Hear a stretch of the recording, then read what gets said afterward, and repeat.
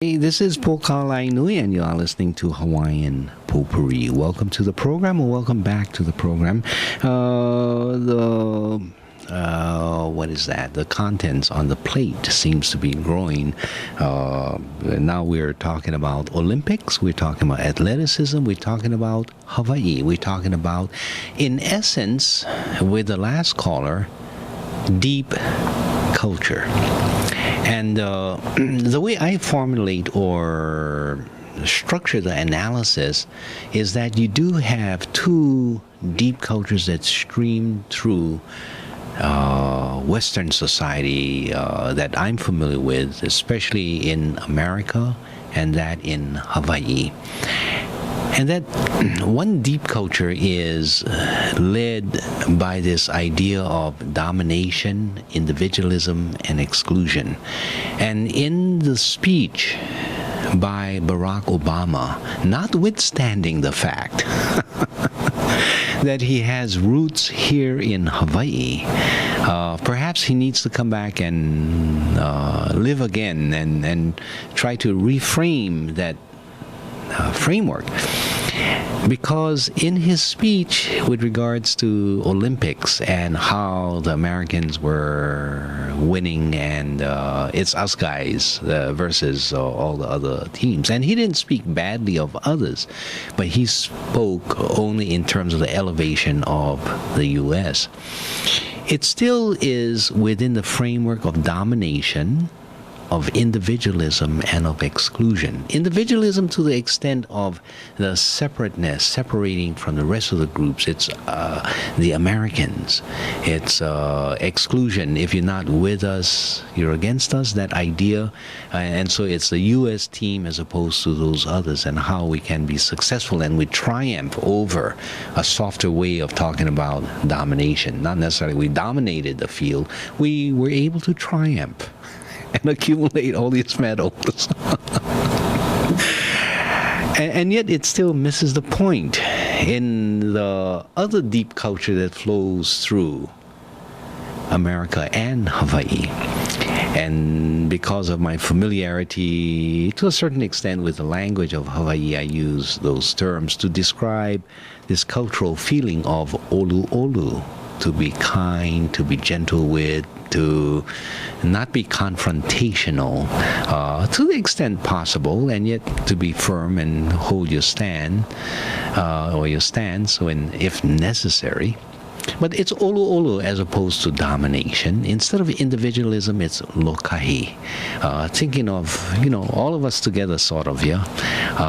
And instead of exclusion, it's always aloha, to incorporate, to bring in, and to share the feelings and the thoughts with love, with affection, with concern for one another. So instead of the DIE, the domination, individualism, and exclusion deep culture, you find the olu olu, lokahi, and aloha, or the OLA, or the ola deep culture that persists in Hawaii, that essentially controls the informal system of Hawaii, while the DIE culture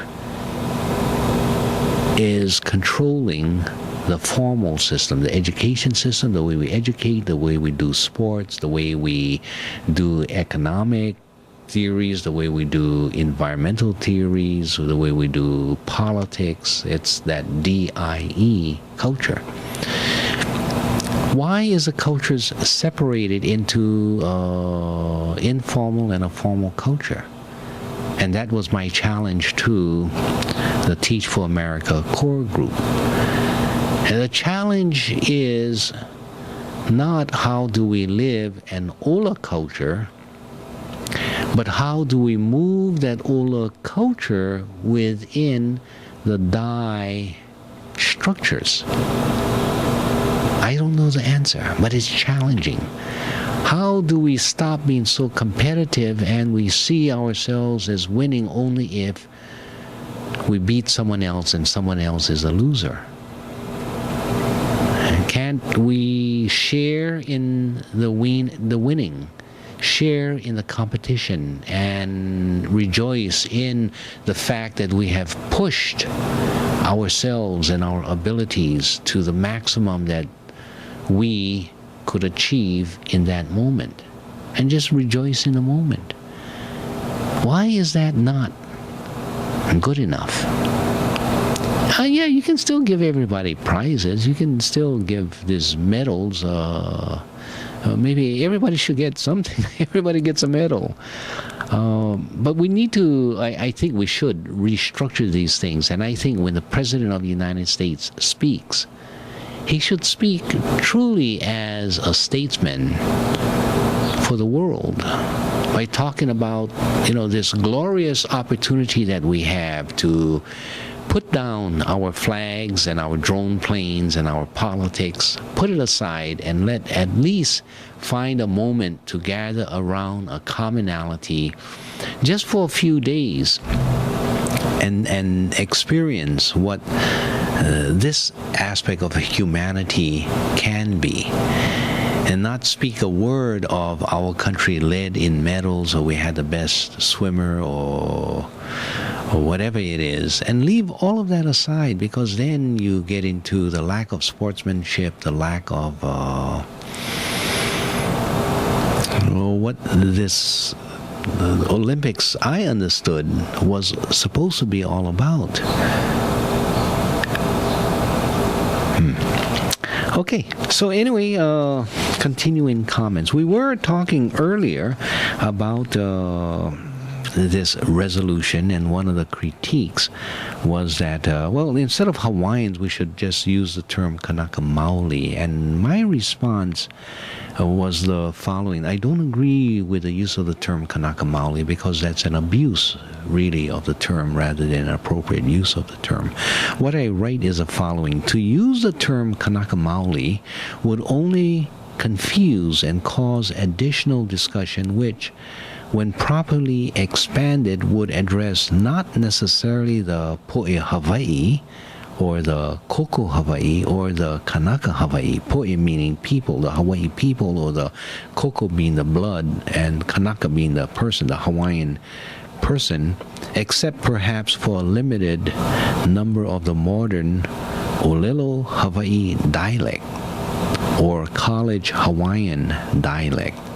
And I do believe that there is a specialized dialect of those who learn the Hawaiian language out of the classrooms at the University of Hawaii, or even the children, the Punana Leo children, and the parents who have been learning Hawaiian that way. Quite different from the Ni'ihau Hawaiian, spoken Hawaiian, or from other places. And so when I look at the confused faces of some of the what are they called? Original Hawaiian speakers, as they are engaging with those who have learned the Hawaiian language through the classrooms, it tells me that it is a different, and I don't know if dialect, I don't think dialect is the right word, variation, I guess, of Hawaiian. In some of the kupuna interpretation, the term Kanaka Maoli means an upright person, a true person, a civil person. I would recommend any of you who have a Kavena Pukui's, the Pukui and Albert dictionary, you may want to look up the term Maoli or Kanaka Maoli and decide for yourself. It was never meant to be, that's Kanaka Maoli, to be an identification of one's race or ancestry, but it was a person dependable and true to his word, and who could be counted upon. The people who formed themselves into this common culture, language, history, and government were indeed known as Hawaiian. The Kanaka Maoli, at least by the use of the term of many ancestors, would have been inclusive of many others not included in the group identified here.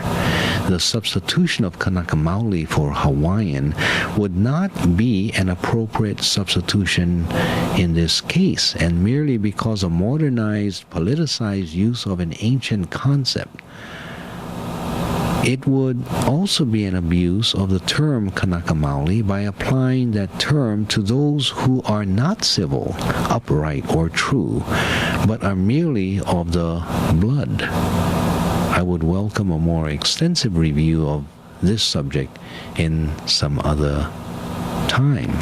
So that's my response to it. And then I wanted to go into a discussion of where did even the term Hawaiian come from. And it originated from Paea Kamehameha in terms of everyone from these islands as being Hawaiian and not just from his island, Hawaii. But more to that after I take this call. Our telephone number here is 524-1080. Aloha caller, welcome to the program. Yeah, Poka, I'm back again. Yes, go ahead. Yeah, I've come to understand that the word Hawaiian really is an English word. Yes, that's true. And as far as what our ancestors called themselves, we several terms, I guess, huh? Mm-hmm. Kanaka, maybe the term Oiwi, yeah? Mm-hmm. Kanaka Oiwi.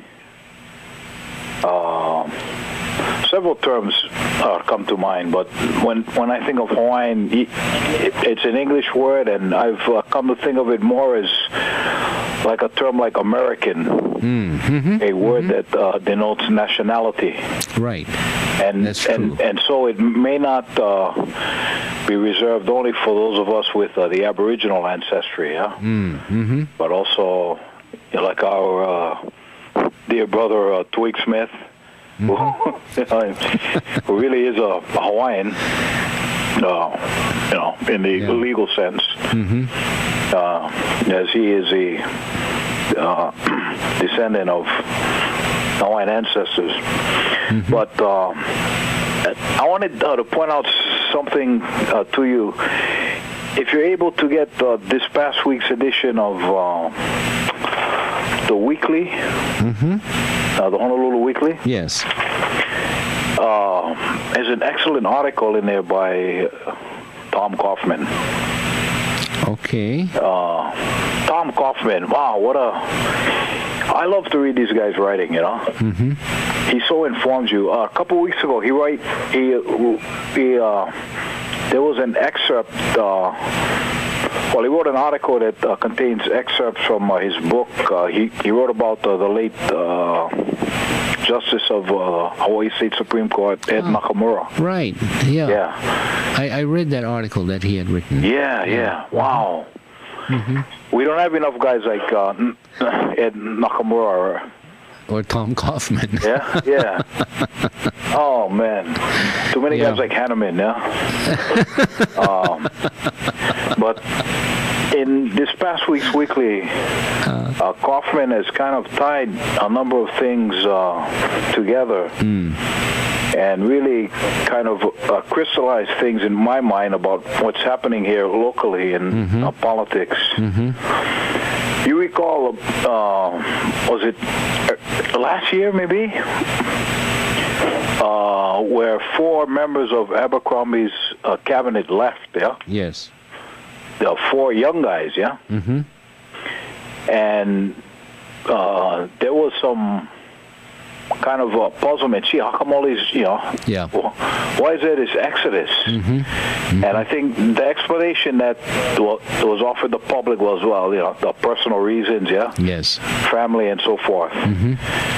But Kaufman gives insight as to why they really left. That's in the more recent article.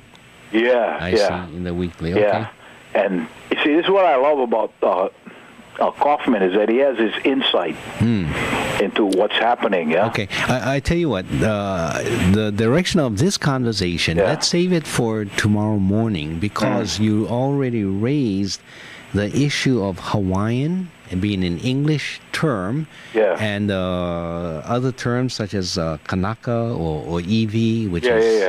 And let's stay on that one. I want to complete that one because we still need some further discussion on that.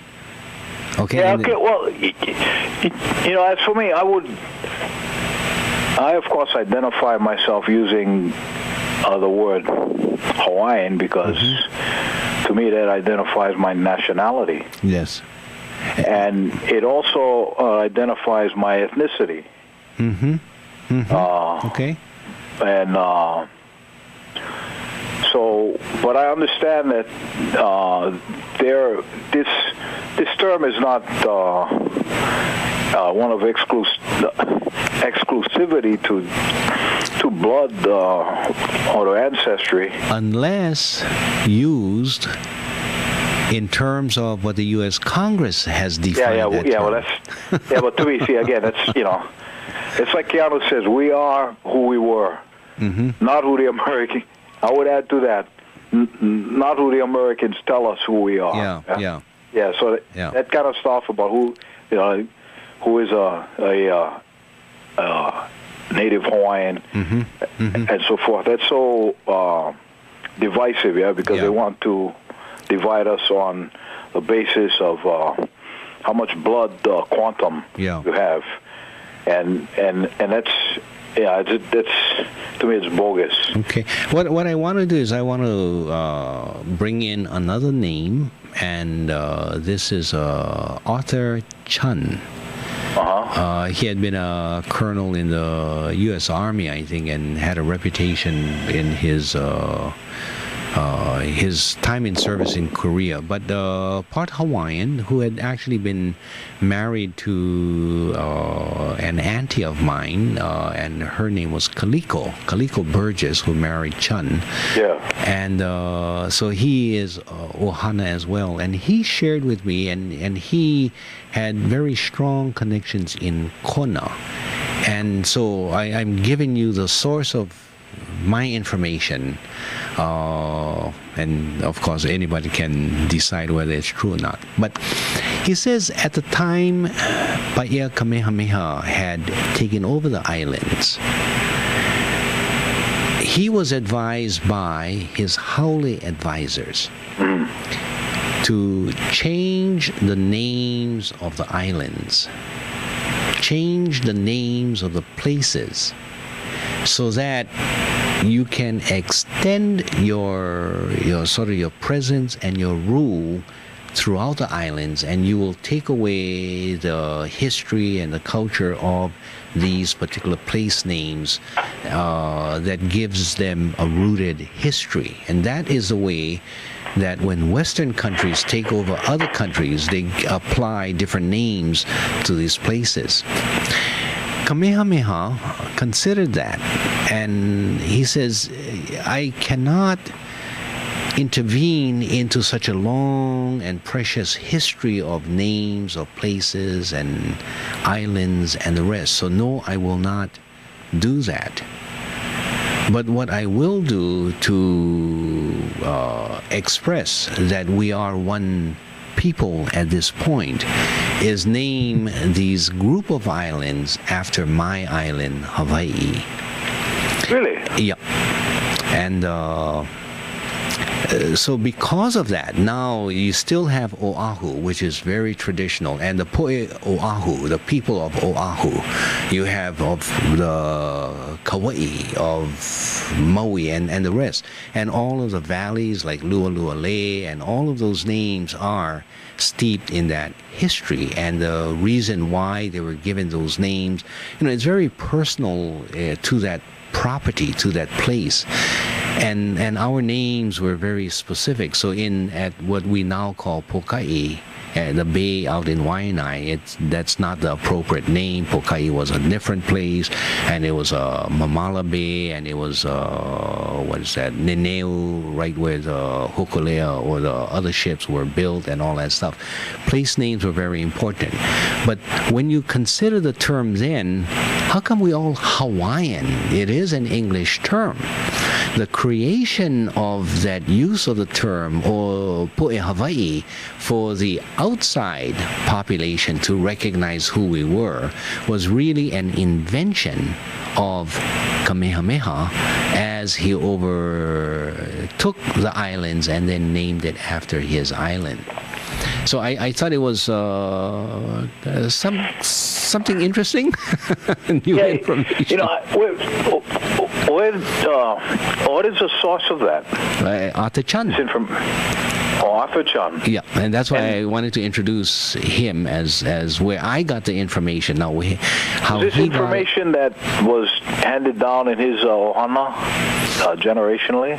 It might be, because I wasn't all that close to the family, although we recognized that we were ohana. So my cousin Kaliko Chan, and all the rest of the ohana may also have had that information from him. But I did get that information from him, and it makes so much sense. Yeah. One of the, I think, strengths of Paea was that he was able to discern what was worth adopting and what should not be adopted. From the culture that we came into contact with. And I wonder what the suggested names, as far as changing the names of the islands, would have been. Would have been interesting, But there was such wisdom in doing that, and respect for the people of all these different islands, and each island's history, and culture. Instead of making it all one. Someone just sent me a copy of the moon calendar. And, and he asked me, the names of the different phases of all of the moons. So my response to him was, well, it depends. What island you're talking about? And he looked at me. Right. Oh, and exactly. He didn't realize that the islands have different names for the moon phases. Many commonality, but not necessarily all the same. Right. So we need to respect the integrity of each of the islands, and yet how are we known today as, quote, Hawaiians, or even if one would want to use the term Kanaka Maoli, that history is going to be important in terms of, before that we weren't known as Hawaiians, we weren't known as necessarily Po'e Hawaii. The idea of race itself as having a name for that particular race really was unfamiliar with Kanaka, who met with the Po'e Haole. So when you ask, what is your race? What are you talking about? Who are you? What are you? Kanaka Maoli, which is true. It's an appropriate answer from the person who is responding, but from the person who is asking the question, he carries his own baggage, his own views, and so he's asking the question in terms of, I asked him, who are you? What's your race? And so he tells me, Kanaka Maoli. And so you're listening through a foreigner's ear. And so he's recording it because he knows how to write, right? And so then it gets misinterpreted, so that in modern days we read, and this individual called himself a Kanaka Maoli, and therefore that's what the Hawaiian should be called. Well, that's what he called himself because based on his understanding of the conversation, of the context of that conversation at that time. So we've got to be very careful. Right. Poka, did you actually have that talk? You said you spoke to those young teachers. And they weren't. Well, I did speak with young teachers who were hired and brought to Hawaii from this Teach for America. And that was about maybe a month ago. And when I spoke with them, I said, it's a very curious term, Teach for America, and yet that this isn't America, this is Hawaii. And so that brought about the issues of to what extent are they merely agents of colonizers coming into Hawaii and teaching American values. Now, the word then went back to the organizers, and they all came down to see me. Oh, really? And that's what I was going to talk about. I'm running out of time. I'll talk about more of it tomorrow morning. Okay. So thanks for your call. I got to run. Okay, Paul. Take care. Aloha. And to all of you, I want to thank you for joining me. I will be back tomorrow from 6 to 8. Aloha Hawaii. Ahui ho.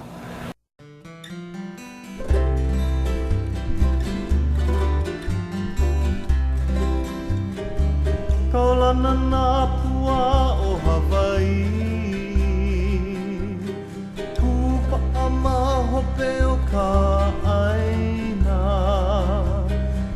Hiki mai ka elele o ka loko ino Pala pala anunu me ka paka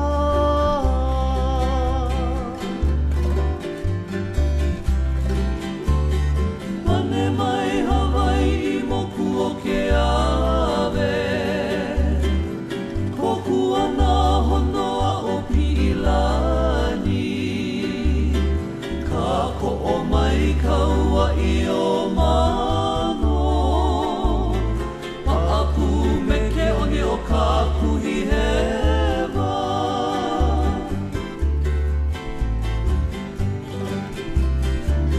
Aolea e kau i ka pulima Maluna o ka pepa o ka enemi Po'ohui ai nā ku ai hewa I ka pono sivila a o ke kanaka